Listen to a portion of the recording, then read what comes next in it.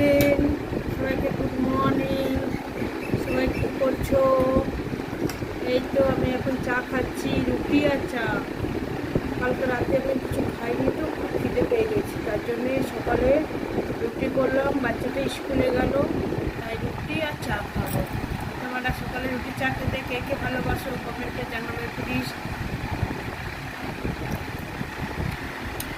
আর কালকে আমার ভিডিও ভালো লাগলে কমেন্ট করে জানাবে প্লিজ।